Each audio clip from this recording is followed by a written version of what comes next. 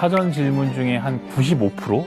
낮게 잡아서 95% 이상이 현대차 공장 어떻게 되냐, 네, 공장 매각, 그리고 이거 바이백 어떻게 되느냐, 뭐 이런 이제 질문이 압도적으로 사실은 많았습니다. 작년에 저희 현대자동차, 러시아 현대자동차 공장 매각의 배경이 어떤 것이었고, 그때 당시에 좀 현대차 입장에서 어떤 것들을 좀 고려했었는지. 우리가 그 러우 전쟁이 일어나기 전에 러시아에서 대략적인 그 시장 점유율 20%가 넘었던 걸로 기억을 하는데요. 사실 마켓시어 20%라는 게 굉장히 큰 숫자이기 때문에 이걸 포기한다는 건 사실 좀 상상하기 어려운 일이었는데, 반전 반러 정서가 그 서구 사회를 중심으로 굉장히 강하게 일어났었고, 어떤 그런 외부의 압력을 좀 피하기는 좀 어려웠던 걸로 기억을 해요. 사실 기업 입장에서는 좀 피할 수 없는 선택이었다고 생각을 합니다. 현재 그 물러났던 서방 기업들이 다시 이제 러시아 복귀를 또 고려하고 있고, 또 그런 이제 메시지나 이야기들도 언론에서 많이 이제 보도되고 있는데, 3분의 1 정도가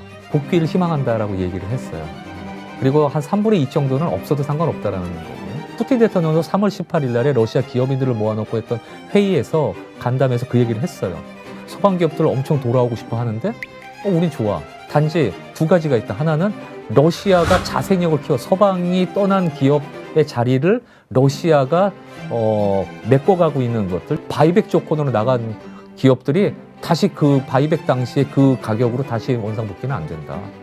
그동안 3년 동안 러시아가 입었던 손실 다 변상해라.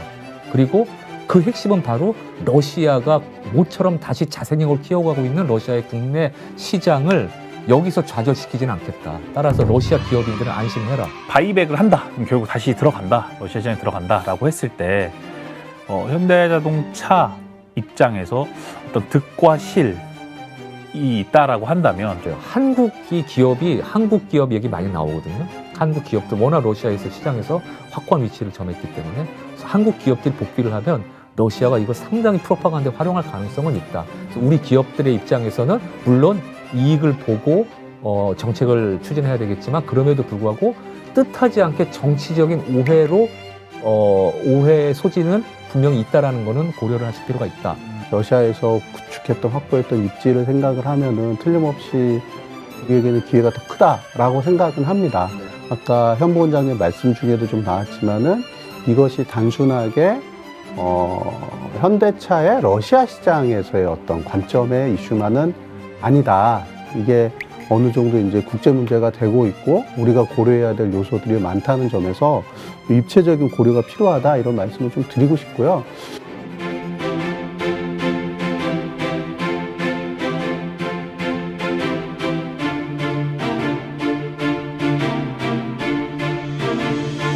이 문제에 대해서는 전문가들마다 견해가 많이 다르고요. 예. 저는 어느 쪽 입장이냐면 다소 좀 부정적인 입장이에요. 왜냐하면 그 이유는 바로 제가 일부 시간에 말씀드렸던 것처럼 러시아가 바뀌었다는 거거든요.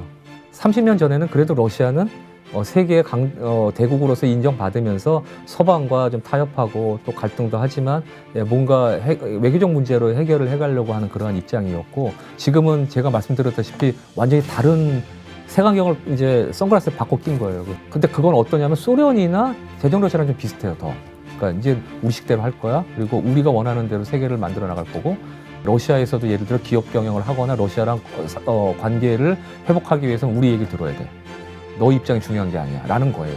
따라서 저는 너무 wishful thinking에 의한 희망론적으로 결국 우리가 블루오션 러시아 찾아올 거야. 우리 북극 항로는 우리가 지금 정신만 차리면 러시아랑 손잡고 북극 항로에서 주도적 역할을 할 수 있어. 이런 것들은 이제는 그런 얘기를 해가지고 별로 먹혀드는 시대가 아니기 때문에 정말 신중하게 하고 뭘 하려면 정말 조용히 해야 돼요. 러시아와 중국과의 관계가 이격되진 않는데, 그러한 입장에서 봤을 때 만약에 한국이 앞으로 러시아에서 기업 입장에서 러시아의 시장을 다시 복귀해서 재개척을 한다고 했을 때는 중국이라고 하는 그림자를 피할 수 없을 거예요.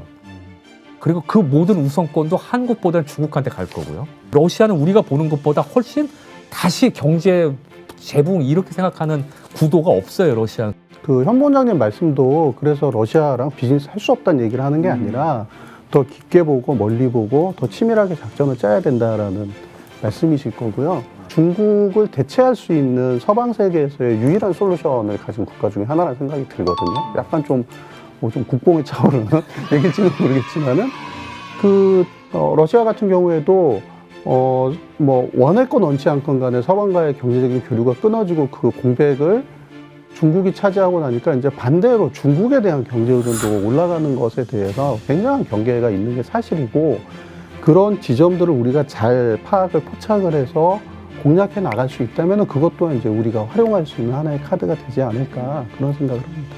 중국이 이제는 러시아가 필요해진 거예요. 3년 동안 중국이 물밑에서 지원을 해주지 않으면 러시아는 전쟁을 3년 동안 끌고 올 수가 없어요. 기본적으로 물밑에서 세컨더리 보이콧의 위험에 덜덜 떨면서도 중국이 도와줬단 말이에요. 그것을 이제는 중국이 러시아한테 요구할 거예요. 중국과 러시아 사이를 트럼프 대통령이 이격하는 것도 쉽지 않을 거예요. 성공하기 어려워요. 왜냐? 더구나 러시아는 그런 나라가 아니라는 거예요. 러시아는 우리가 보기에는 너무 합리적이지 않은데 왜 지금 기회를 깔아주는데 왜 미국한테 붙지 않아? 라고 하지만 러시아는 그런 나라가 아니라는 게 정말 중요해요.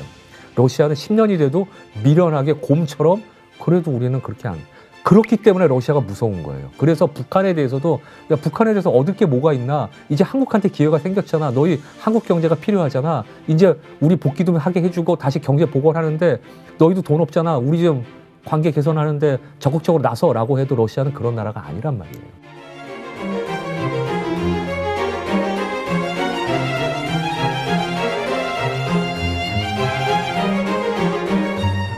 이 리더분들께 글로벌 정세 잘 이해하기 위해서 어떻게 좀 학습할 수 있고, 또 나아가서는 뭐 임직원 분들께 해주시고 싶은 뭐 말씀을 마지막으로 한 말씀씩만 좀 부탁을 드리겠습니다. 먼저 예. 몸에도 좋은 음식 먹는 게 되게 중요한 것처럼 어떤 정보를 습득하는 데 있어서도 굉장히 좋은 미디어가 되게 중요하다고 생각을 해요. 당신이 믿는 것은 진짜인가? 라는 그 부제가 붙어 있는데, 다양한 정보를 습득하는 건 좋지만은 그것들을 잘 판단하고 내 것으로 만드는 작업이 굉장히 중요하다고 생각을 해요. 너무 막 자극적인 것을만 쫓지 않고 깊게 생각하는 게 필요하다는 생각이 들고요. 뭔가 지금 이렇게 방정식이 이렇게 1차 방정식이 2차 방정식이 되고 약간 3차 방정식이 되고 약간 이런 식의 세상, 우리가 정말 많이 이야기하지만은 지정학의 시대라는 것이 결국 이제 그런 것을 의미한다는 관점에서 다각도의 어떤 그 입장 이해, 이런 것들에 대한 이해가 굉장히 좀 중요할 것 같아요. 미디어 리터러시에 대한 이 주의가 필요하고, 그 다음에 러시아 뭐 미국뿐만 아니라 일본까지 포함해서 그 나라들이 가지고 있는 앞으로는 지정학이 시대인 것 같아요. 그래서 그 지정학이 어떤 건지, 중국의 지정학이 어떤 건지, 또 서로 간의 갈등선이 어디 있는지, 이런 것들을 조금 보고 비교하고 미래를 예측하는 그러한 것들을 이제 조금 경영하시는 분들도 더 관심 가지고 하실 필요가 있지 않나, 그런 생각이 듭니다.